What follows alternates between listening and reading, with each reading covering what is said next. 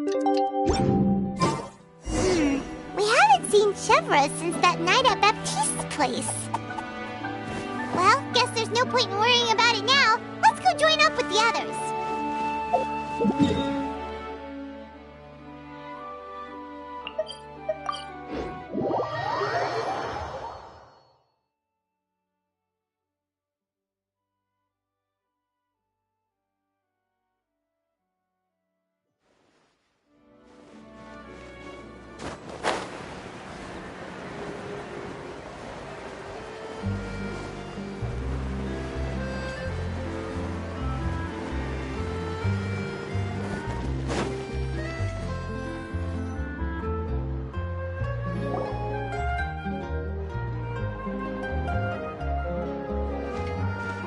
Good morning!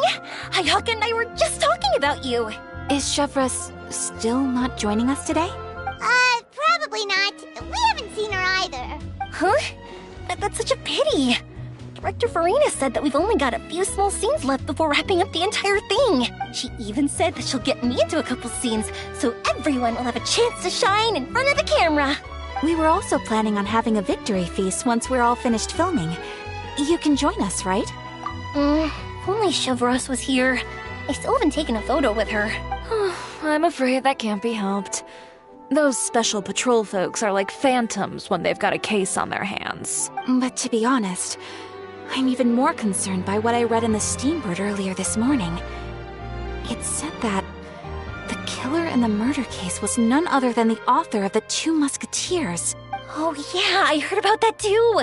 He came forward and confessed his crimes, but gave no explanation as to why he pulled the trigger. We didn't know about this case at all when we joined the film. Is it going to affect the reception of our work?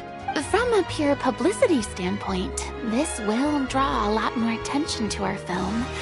I have to say, though, that no director can be perfectly comfortable with garnering attention through means other than artistic skill. To be fair, I feel like that ship sailed the moment you allowed yourself to be named as the director on our posters. It's not my fault that I'm super popular. What was that saying again?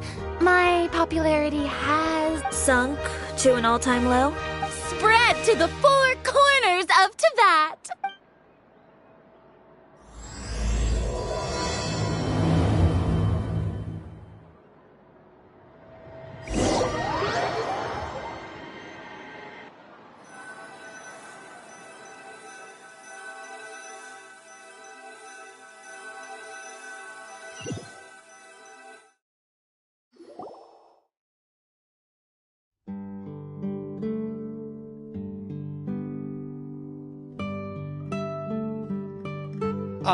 Excuse me, everyone. Xavier! Feels like it's been ages since we last saw you. I've been talking nonstop with the Film Association, and I'm absolutely swamped trying to coordinate the film's marketing. So forgive me for not being around more often, but please believe me when I say that I will make sure everyone's hard work gets the exposure it deserves. Oh, seems like you've been fighting your own battles. Yes, that's one way to put it. Oh, and before we begin the final round of filming, please allow me to finally introduce you to the original investor of our film, Mr. Morris. A pleasure to meet you all. Yes, glad to make your acquaintance, Mr. Morris. We've heard about the issues you've encountered with your financial situation, and genuinely hope that things have taken a turn for the better. Oh, well, the situation has, indeed improved somewhat. Don't worry, Mr. Morris. Accidents and last-minute challenges happen all the time. There's no need to blame yourself over it. The good news is that we're almost done filming now. And I would even say that this is the best story I've ever seen. Is that so?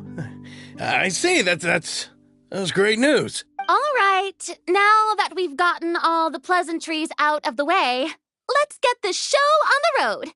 We'll mostly be filming typical people and scenery from the streets today to improve the sense of environmental ambiance in some parts of the film. Oh, and there'll be a cameo for Mr. Kamisato and Miss Yoimiya as well. They'll be used to show outsider perspectives on the fates of the Two Musketeers. That's right. Ayato should be here any minute. Excellent! Then let's start with the scenery shots. Camera and clapper loader, you're up. Yep, we'll be ready. Remember, all we need are some wide zoom shots of the streets. If you happen to find some particularly lovely patches of flowers and grass, feel free to grab some close-ups of those as well. Ready? Lights! Camera! Action! Okay, now move the camera slowly. Try to focus on that flower. What's wrong? Just adjust the focal length a bit. Something the matter? But wasn't it working fine for all the days before? Veronique, can we try a different camera? No problem. How about this one? All right, let's give it another try. Lights! Camera! Action! Don't tell me. This one is broken too. Veronique, do we have any other spare ones we can use? I'm afraid we only brought these two today. What? Then go find a workshop to get them repaired right away. Oh, and you too, Bono. Go find our spare camera in the warehouse and bring it back to the set. On it. Greetings, everyone. My apologies for the delay. Is something the matter, Ayaka? It seems like there are some issues with the filming equipment today. We're stuck for the moment. I see. Well, let's not just stand here twiddling our thumbs. Actors, to the makeup booth. We'll start on the next scene as soon as we get a working camera. The people at the workshop told me that the part which holds the lens in place seemed to have fallen off. That's super strange. It was perfectly fine just yesterday. Well, no time to dwell on that now. Let's get back to filming. Ahem! Quiet on set! Places, everyone! Lights! Camera! Action! By the way, have you heard about that recent murder case? Yes, I have. It seems that they've caused quite the commotion in the city. I heard that the chief of the guards is so mad about not catching the culprit that he's about to explode. Oh? I find that quite hard to imagine, considering how he already looks most days. Director, we have a problem. Oh, we're in the middle of a take! Couldn't you wait until we wrapped up this scene? No, Director, our film, all the finalized film that we've been keeping in the case has disappeared. Oh, wait, well, what did you say? Mr. Bono, please take me to where the film was kept right away. I'm coming too. No, Yoimiya, you have to stay here. Oh. Okay, listen up. Everyone who's not working on this current scene can go with Bono to look for the film. Everyone else, stay put and wrap up the scene. Unbelievable. How could all these problems happen in just one day? We're back. How did it go? Did you find the film? We found it in the sewers. Huh? In the sewers? Is the film still okay? We discovered it just in time, so we should still be able to salvage it. The others are checking now to see if we lost any specific scenes. Oh, you scared me for a moment there. I nearly thought we had lost everything. I really don't want to experience that feeling of despair again. Okay, but who could have stolen the film and dumped it there? Could it be, some competitors working on other films? But if they wanted to harass us, why wait until the last day? Okay, we don't have time to really look into it right now. Let's strike while the iron is still hot and wrap this thing up once and for all. Yeah, let's finish it.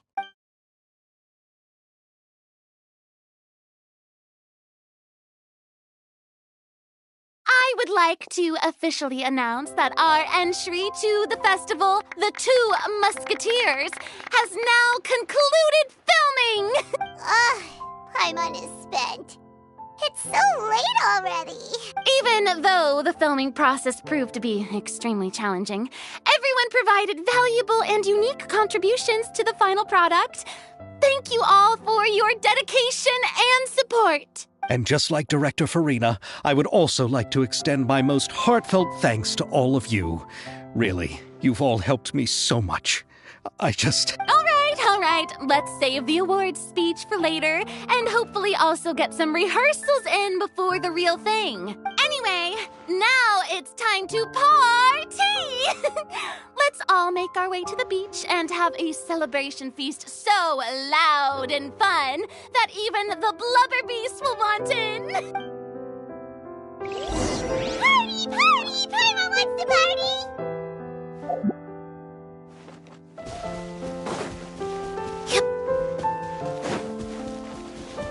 Whoa! This place is hopping! Everyone's finally getting to relax after wrapping up the film. Let's go chat with someone! Have you ever seen a fireworks show, Mr. Morris? It's pretty amazing. I'm afraid I haven't, but I'll take your word for it.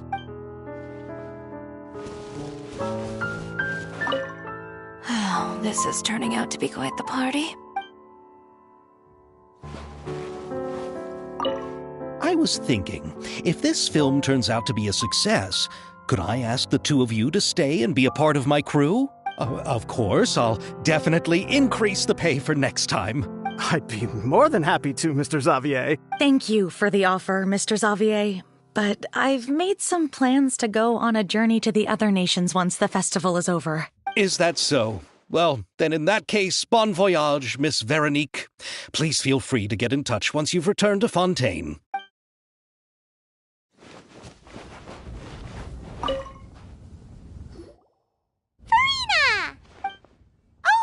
My darling clapper loader and camera operator, you've both worked really hard. Paimon thinks you worked even harder than us. Honestly, Paimon was getting a little tired of playing with the clapperboard by the end of it. Worst of all, Paimon started having dreams of you shouting, "Lights, camera, action!" into Paimon's ears. The actual dream can't even start until you've yelled that. Hey, if anything, shouldn't I be more grand and delightful than your dreams? We've been through so much together, and that's how your brain remembers me? That's not Paimon's fault. We've just used the clapperboard too much lately. Anyway, what's most important is that we've wrapped the film. I'm pretty confident that we'll take first prize. Hey, no need to mention the official name. Wait, now that you mention it, if we did win the prize, would Farina just get a statue of herself? Come on, I don't need that kind of attention. Xavier can accept the reward on our behalf. But just imagine! Farina accepting the Farina Award and holding a Farina statue. I'm going back to my dessert now. You all can keep discussing that on your own.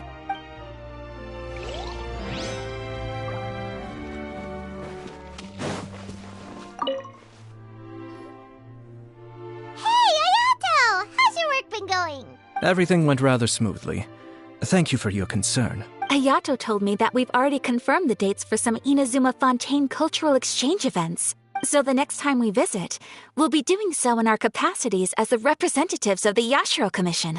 Oh, that's great! Then maybe Paimon will be able to find Fontaine detective novels in Inazuma from now on.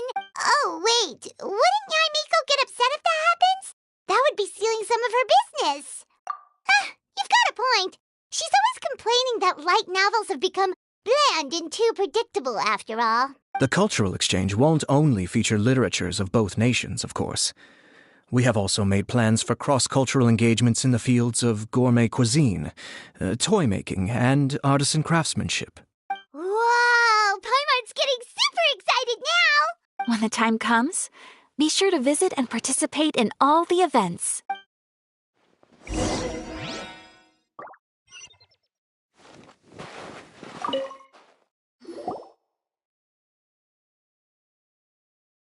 Chiori! Hey, you two.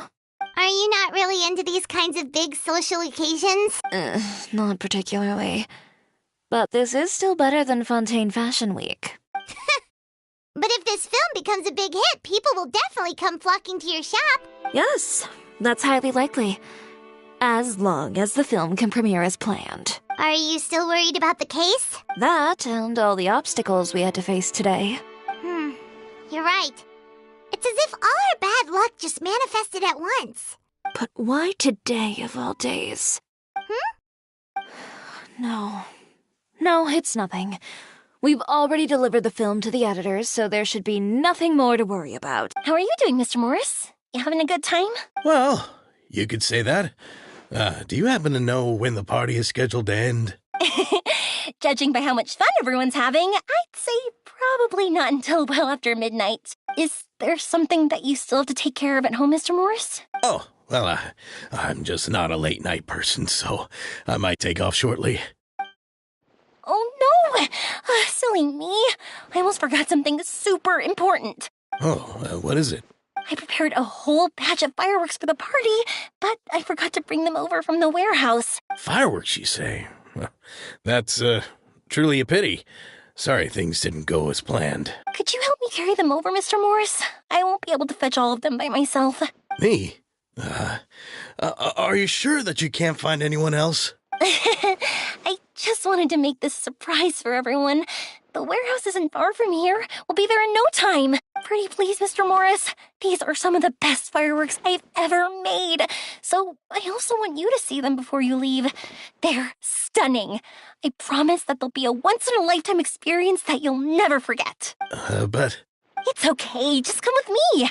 If we're sneaky enough, nobody else will see us leaving. All right.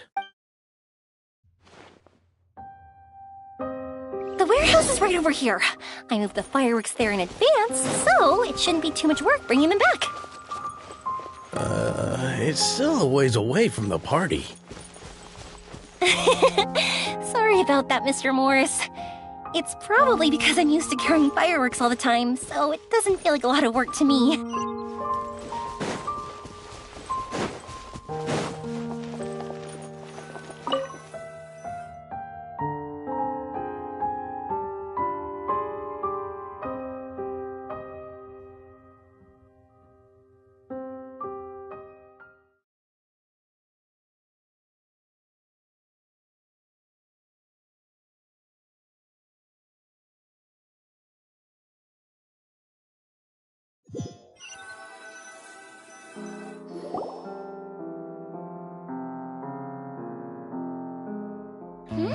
It's dark in here. Wait here, Mr. Morris. I think the light switch should be somewhere over here. Why did I have to get roped into this? What was that?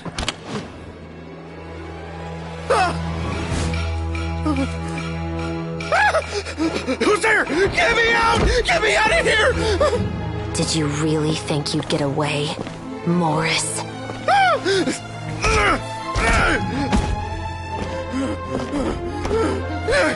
You've got the wrong guy. It wasn't me. I'm not the killer.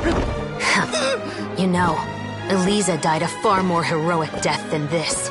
She fought your assassin to the end, to save the children she had hidden beneath the floorboards.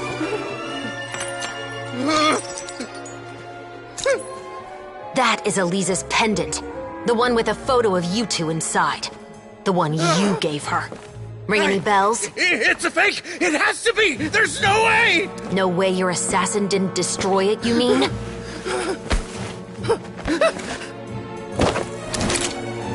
Did you ever love her, Morris?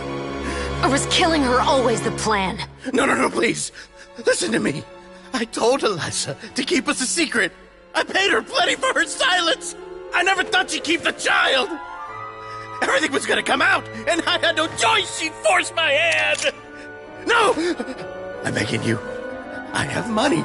Just name your price, please. You can keep your Mora, and you can go to hell.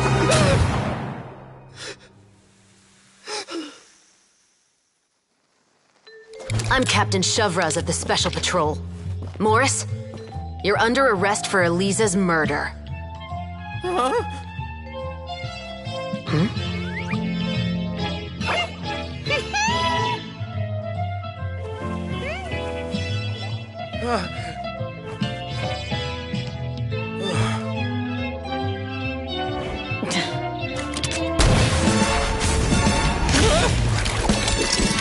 You're under arrest too, prop manager Veronique. Or perhaps I should call you the Second Musketeer.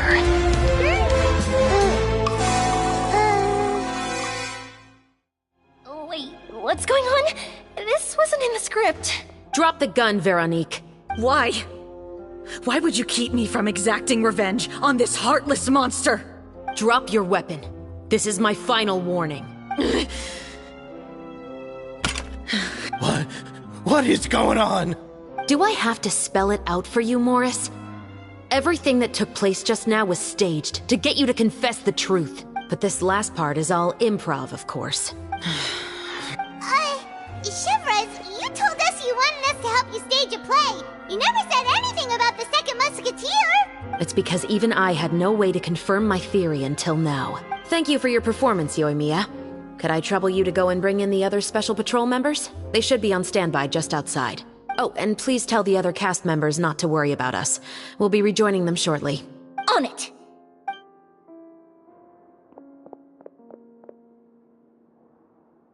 So what do you think, Morris?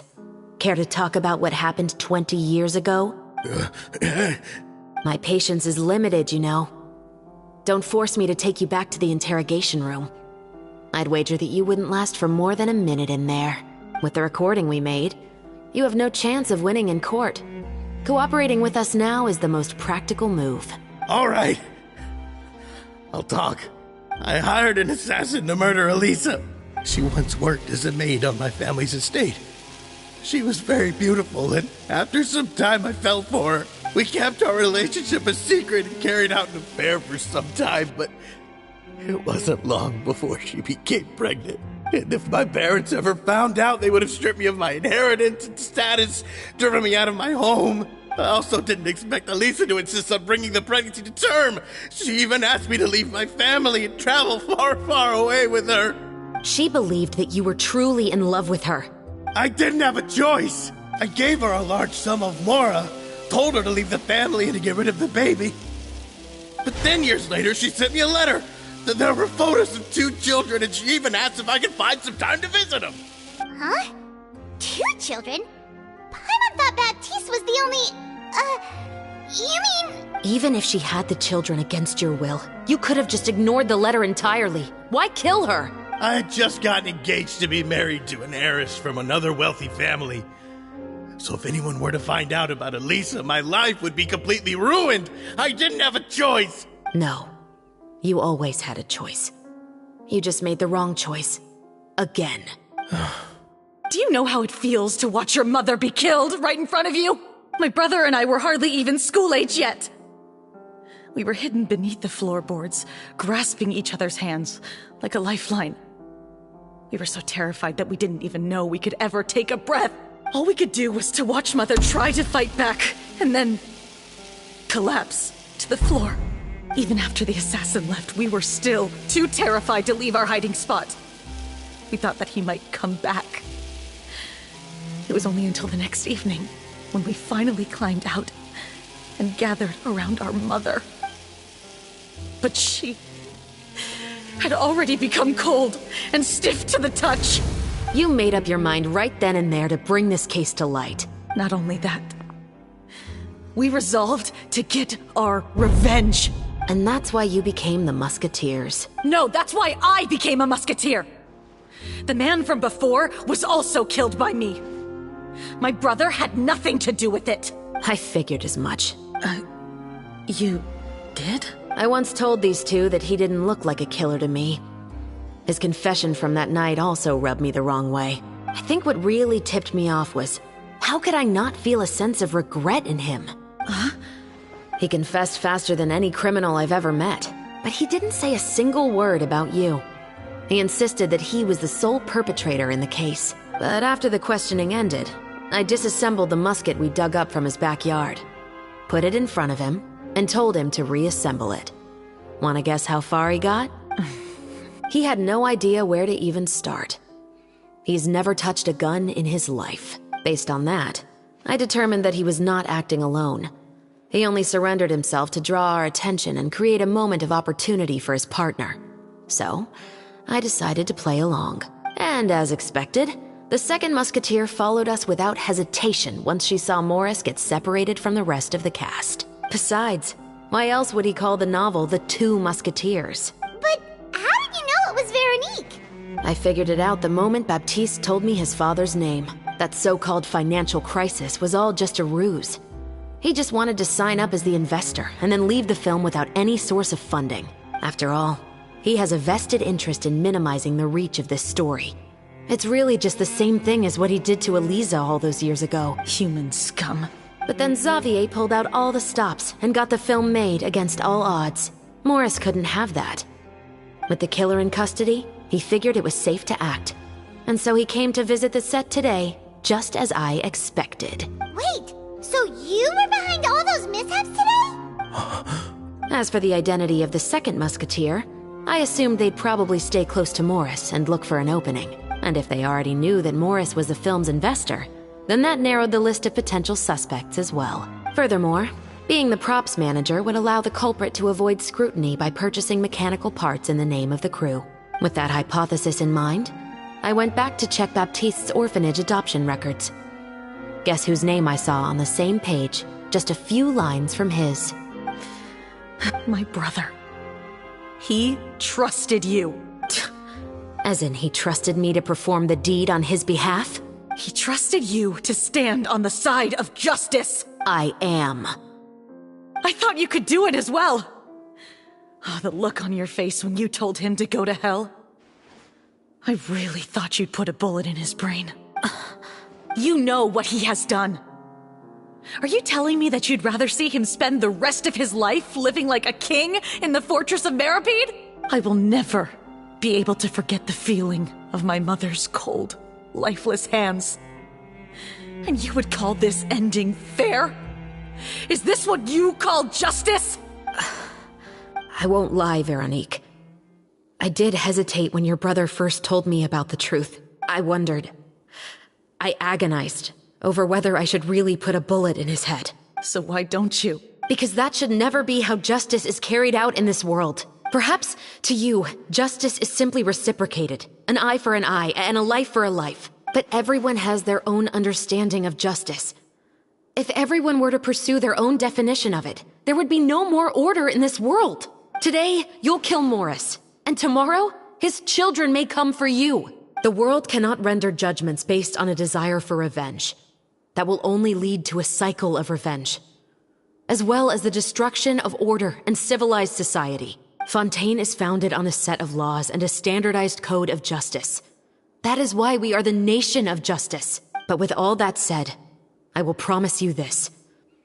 Morris will not lead a cushy life in the fortress of Meripede.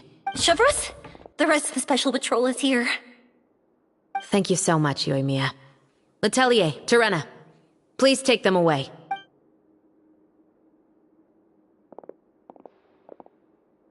I still can't agree with your reasoning.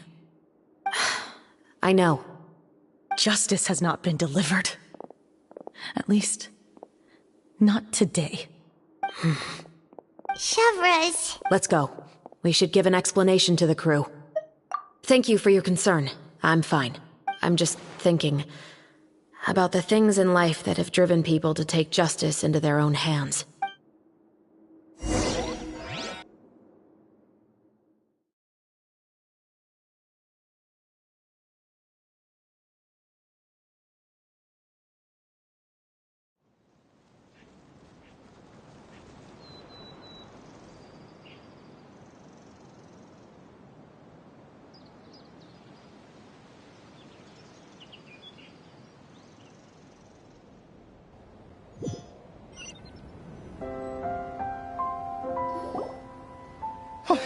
Who would have thought Morris would turn out to be... I'm at a loss of words. How could he have done something like this? I'm just glad that you're all safe and sound. Who knew that such a labyrinth of cases would be behind this story?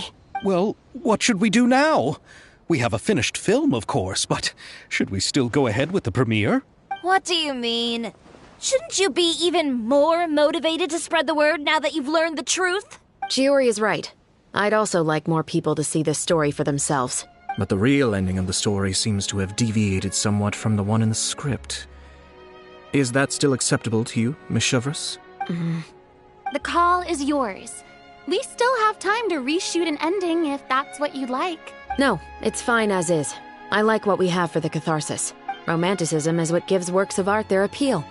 Fiction is able to explore means of restitution that could never work in real life. Just like the real world, the world of stories also has its own set of rules and justice. These different possibilities are what initially drew me to reading in the first place. Sounds good to me. I support your decision. What about Veronique? Will she be okay?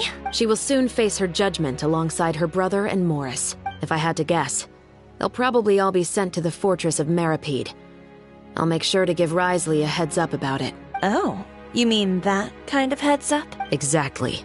Ahem. All right, then the matter's settled.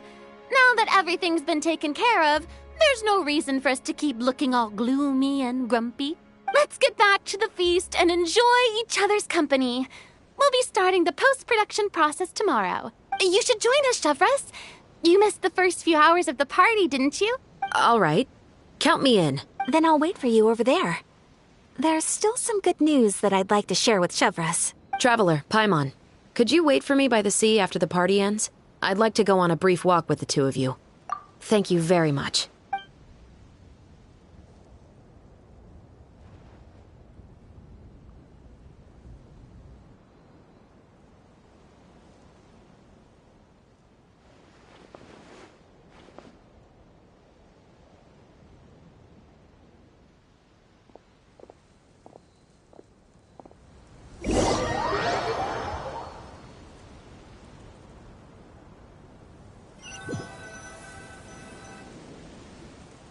Sorry for the wait.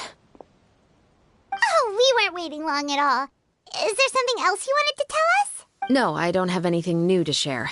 I just felt that since you were my investigation partners, I should have another conversation with the two of you. Traveler, how would you have responded to Baptiste's request if you were in my shoes? Is that so? Well, thanks for sharing. When I was young, my father often took me here to swim. We'd come rain or shine, even when it was freezing cold. He told me that swimming was the best activity to train one's strength of will. You could never give up before reaching the shore, especially when the water was cold. Oh? Why is that? Because the moment you give up would be the moment you die. At that point, I still hadn't received my vision. One winter, the chilly wind felt almost like knives on my skin, and the seawater was so frigid that it numbed my toes the moment I stepped in. I cried and begged my father to spare me from having to swim across, but he wouldn't listen. He used to be a member of the Special Patrol as well. You could say it was his way of educating his children. That sounds awful. When he saw that I wouldn't stop crying, he just picked me up and tossed me into the icy water. The bone-chilling cold took away my senses. I couldn't feel anything but fear and rage. I waited for my father to save me, but one look and I knew he'd already started swimming for the opposite shore. I realized that if I were to give up, I really would die right then and there. I used all of my strength to try and catch up to my father. Those few minutes felt longer than my whole life up until that point. I did, however, make it to the other side. I've never felt afraid about anything in my life after that, nor have I ever cried again. That way of teaching would have never worked on Paimon. Yeah, I don't think that was the right method for anyone. It's just that, working now as I am in the pursuit of justice, I still sometimes feel like I've been tossed into that winter sea all over again. The anger and the helplessness. Chevreuse. But the worse I feel, the more I know to never give up. The alternative would be to forever lose myself among the waves. Anyway, how about a race? Neither of us will drown, but we can still see who swims faster. You guys go ahead. Paimon will grab the clapperboard to mark the start of the race.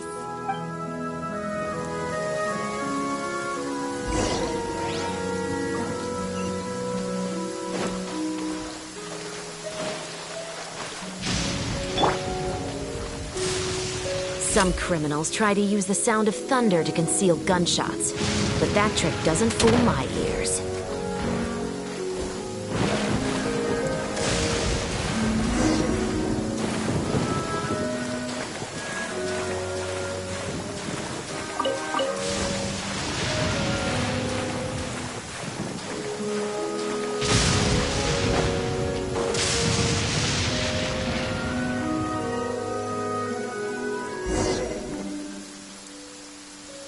Oh, that felt good. You were so fast in the water, Chevres. You were swimming even faster than Paimon can fly.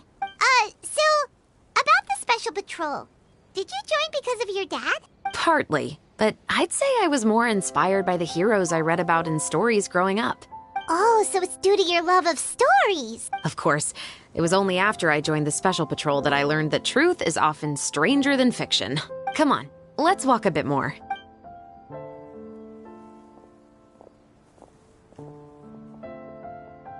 To be honest, I do sometimes question whether the decisions I make are the right ones.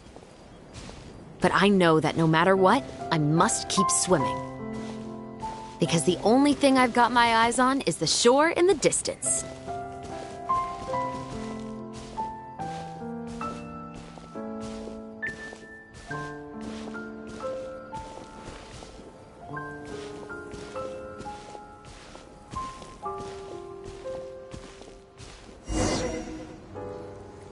Thank you for coming on this walk with me. I feel a lot better after getting all that off my chest. Huh. We're nearly back at Baptiste's house. Huh. You're right. I didn't realize we were so close. He really did plant a lot of flowers. It's just like how he described it in the story. Huh? Wait. Paimon, Traveler, look! The rainbow roses in the garden. They're in full bloom now.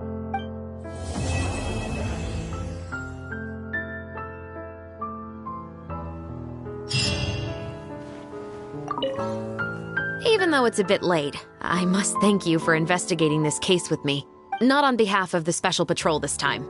It's a personal expression of gratitude from yours truly. Thank you for looking out for me. I'll see you at the award ceremony. I'd be very surprised if we don't win.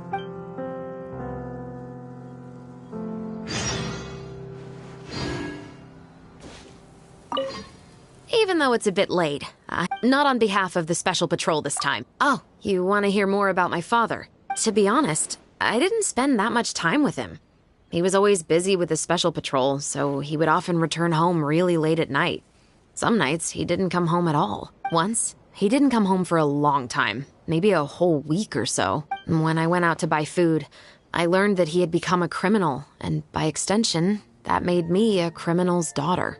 But we can talk about that another day.